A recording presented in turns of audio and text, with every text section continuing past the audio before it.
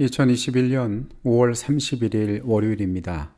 함께 하신 모든 분들을 환영합니다. 기도하고 이 시간을 시작하겠습니다.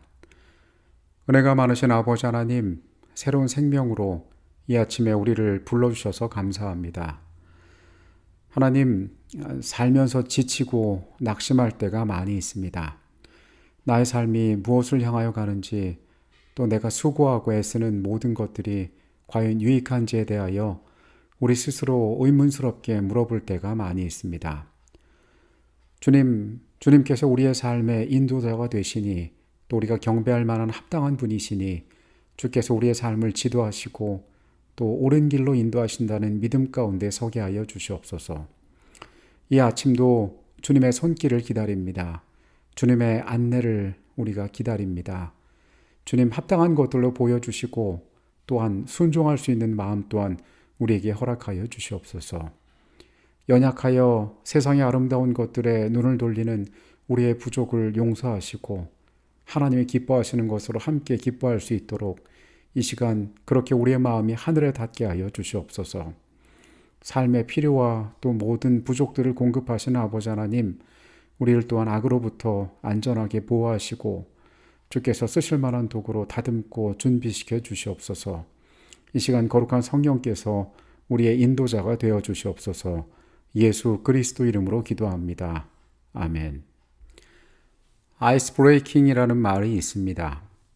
우리가 어떤 수련회나 혹은 또 이 며칠간의 모임에 참석하게 될 때에 처음 만나는 낯선 사람들과의 어색함을 깨뜨리기 위해서 간단한 시간을 갖는 것입니다. 쉬운 여러 가지 게임을 하기도 하고 혹은 사회자가 재미있는 농담을 통해서 분위기를 자연스럽게 하기도 합니다. 서로 자신에 대해서 소개하고 상대방을 알아가는 과정 가운데 어색한 분위기를 없애고 이후에 나누게 될 일과 업무 혹은 배움에 더 집중할 수 있는 분위기를 만드는 것을 아이스 브레이킹이라고 합니다. 이것은 사람과 사람이 단순하게 만나는 일에도 통용이 됩니다.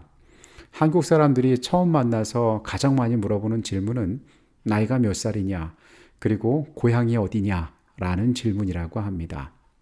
정말로 그것이 궁금해서 물어보는 경우는 별로 없을 것입니다.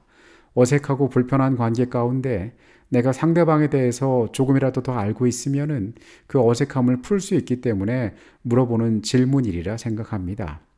하지만 나이를 묻는 것은, 그리고 고향을 묻는 것은 그렇게 현명한 질문이 되지는 못한다고 합니다. 아이스 브레이킹은 확대해서 볼 때에 중요한 비즈니스나 혹은 나라의 대표들이 만나는 중요한 약속에서도 의미 있는 역할들을 합니다.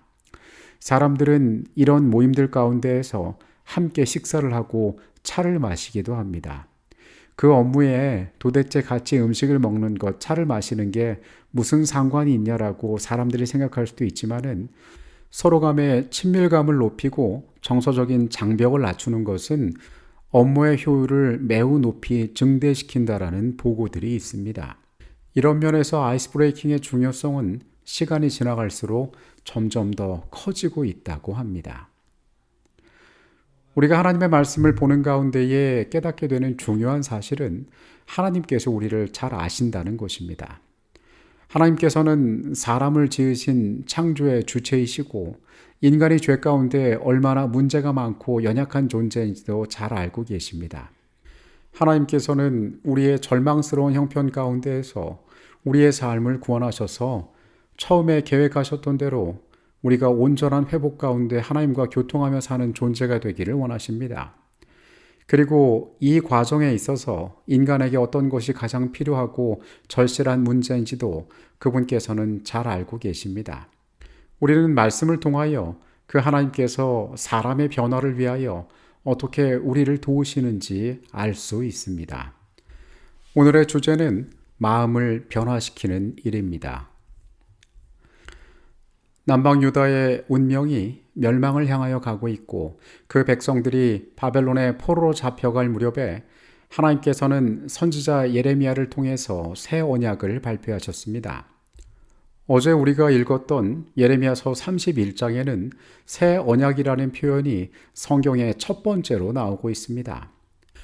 그러나 예레미야의 시대보다 약 150년 전 북방 이스라엘의 10지파가 아수르에 의해 멸망하려 할 때에도 하나님께서는 선지자 호세아를 통해 다시 한번 또 다른 언약의 개념을 언급하셨습니다. 호세아 2장 18절로 20절까지의 말씀입니다. 그날에는 내가 그들을 위하여 들짐승과 공중의 새와 땅의 곤충과 더불어 언약을 맺으며 또 이 땅에서 활과 칼을 꺾어 전쟁을 없이 하고 그들로 평안히 눕게 하리라. 내가 내게 장가들어 영원히 잘돼 공의와 정의와 은총과 긍휼히 여김으로 내게 장가들며 진실함으로 내게 장가들리니 내가 여호와를 알리라.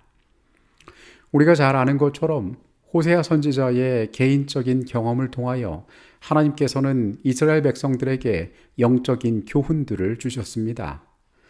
아내로 얻은 고멜이 호세와의 결혼 관계에 신실하지 못함으로 호세아는 이 관계 가운데 여러 가지로 고통받게 됩니다. 하나님께서는 이 호세아의 경험을 통하여 그 이스라엘 백성들이 하나님과의 관계 가운데 어떻게 불성실했고 하나님께서 그 깨어진 관계 때문에 어떻게 마음 아파했는지를 알기를 원하셨습니다. 우리가 어제 읽었던 예레미야 31장과 이 호세아 2장의 내용에는 상당히 유사한 내용들이 들어 있습니다. 먼저 하나님과의 관계를 가족 관계로 표현했다는 데에 있어서 동일한 내용을 가지고 있습니다. 앞선 예레미야의 말씀에서 하나님께서는 내가 남편이 되었지만은 너희가 그 관계를 깨뜨렸다라고 이야기하고 있습니다. 여기에서 마찬가지로 하나님께서도 내가 내게 장가든다라는 표현을 통하여서 하나님과 그분의 백성들과의 관계를 혼인관계로 언급하였습니다. 또한 이 호세아 2장과 마찬가지로 예레미야 31장 역시 상대방이 불충실하고 그 관계에 성실하지 않았지만은 그분께서 다시 한번 재차 그 관계를 새롭게 하실 것임을 이야기하고 있습니다.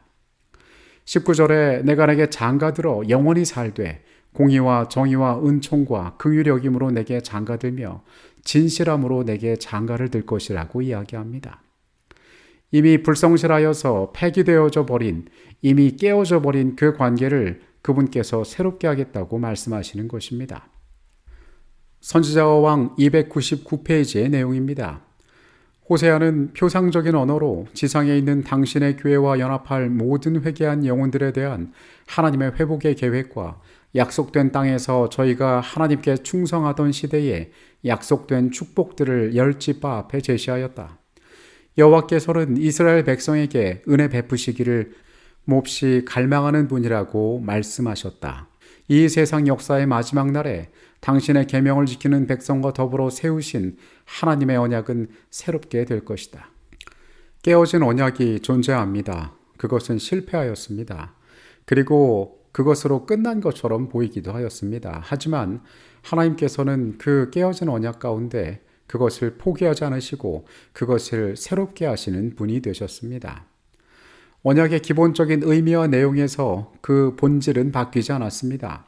하나님께서는 그러나 그들 가운데 어떤 친절로, 어떤 모습으로, 어떤 모양으로 다시 한번 그들에게 다가가서 그들을 세우기를 원하시는지를 친절하게 말씀하여 주시는 것입니다. 역사 속에서 언약의 백성들을 위한 하나님의 계획이 그들의 반역과 불신으로 인해 방해를 받으려고 할 때 하나님께서는 선지자들을 보내셔서 당신의 충성된 백성들과 맺으신 언약이 아직 끝나지 않았음을 선포하게 하셨습니다. 여호와께서는 당신의 백성들이 아무리 불충실하고 배도와 반역과 불순종의 길을 간다 할지라도 기꺼이 회개하고 순종하며 그분의 약속을 주장하기를 원하는 자들과 여전히 언약 관계에 들어가기를 원하신다는 사실을 선언하셨습니다. 언약을 깨뜨린 사람의 편보다 훨씬 더 큰 인내와 자비로 그 언약 관계를 새롭게 하기 위하여 그분께서 우리를 향하여 손을 내밀고 계신 것입니다. 우리는 하나님의 이런 모습을 성경의 다른 곳에서도 볼 수 있습니다. 예레미야 24장 7절에서 여호와께서는 우리에게 여호와인 줄 알게 하는 마음을 주실 것이라고 이야기합니다. 하나님이 어떠한 분이신지를 우리로 알게 하는 마음을 주시겠다고 이야기하시는 것입니다. 에스겔서의 말씀들은 우리를 향하여서 그분께서 어떻게 다가오시는지를 이야기합니다.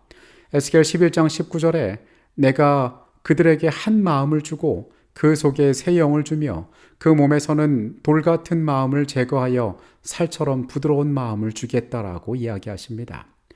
우리에게 돌 같은 마음을 제거하고 살처럼 부드러운 마음을 주어서 하나님께 돌아오게 하신다는 것입니다. 예레미야 18장 31절에서 그분은 간절하게 호소하십니다. 너희는 너희가 범한 모든 죄악을 버리고 마음과 영을 새롭게 할지어다. 이스라엘 족속아 너희가 어찌하여 죽고자 하느냐라고 말씀하십니다. 우리의 삶이 얼마나 절박한 운명에 처해져 있고 그대로 가단 죽음을 죽는다고 모든 것을 버리고 새롭게 할지라고 호소하시는 것입니다. 에스겔 36장 26절 가운데에서 그분께서는 새 마음과 새 영을 약속하십니다. 또 새 영을 너희 속에 두고 새 마음을 너희에게 주되 너희 육신에서 굳은 마음을 제거하고 부드러운 마음을 줄 것이라고 이야기하십니다. 이 새 영과 새 마음이 우리 가운데 들어오면은 우리 육신 가운데 있는 굳은 마음이 사라지고 부드러운 마음으로 변한다는 것입니다. 이 부드러운 마음은 하나님의 언약을 받아들이는 새 언약의 관계 가운데 들어갈 수 있는 그런 마음을 이야기하는 것입니다. 이어지는 36장 27절에서 하나님께서는 또 내 영을 너희 속에 두겠다라고 말씀하십니다. 하나님께서 어떻게 친절하게 우리의 삶 가운데 다가오시며 우리의 생애를 향하여서 그분의 손을 펼치고 계신지 우리는 발견하게 됩니다. 어제 교과에서 확인한 것처럼 하나님께서 주신 새 언약은 옛 언약과 아주 다른 내용을 갖고 있지는 않습니다.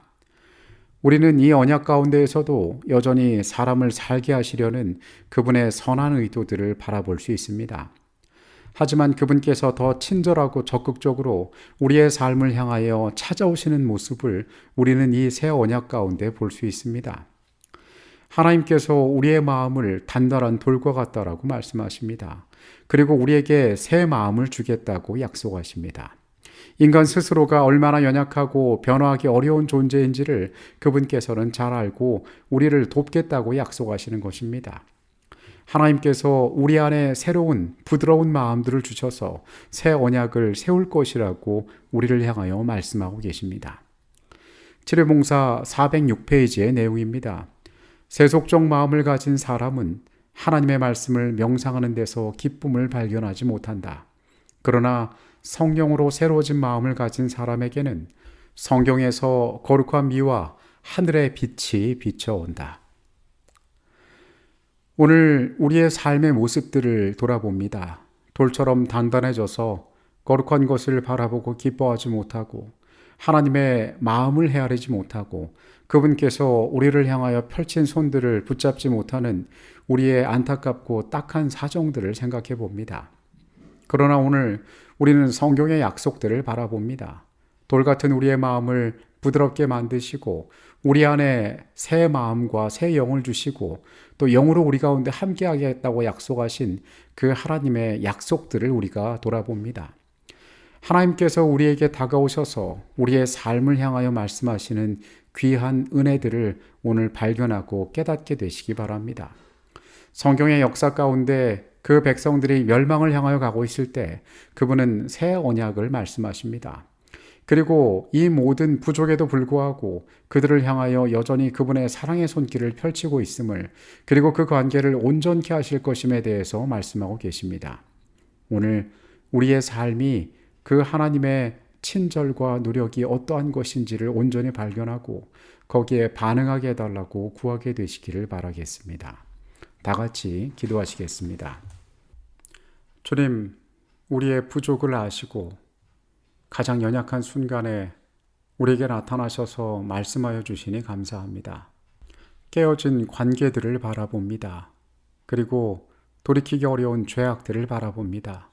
그러나 주님, 우리에게 소망을 말씀하시고 스스로 일어나기도 어려운 죄인을 향하여 내가 너의 마음속에 새로운 것으로 함께하겠다고 약속하여 주시니 감사합니다.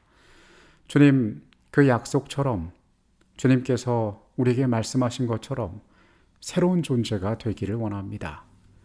약속하신 새로운 마음들 우리에게 허락하시고 우리 안에 함께 하셔서 주님과의 온전한 관계 가운데 들어갈 수 있도록 우리를 인도하고 또 이끌어 주시옵소서. 이 하루의 삶을 주님께 맡깁니다. 거룩하신 예수 그리스도의 이름으로 기도합니다. 아멘.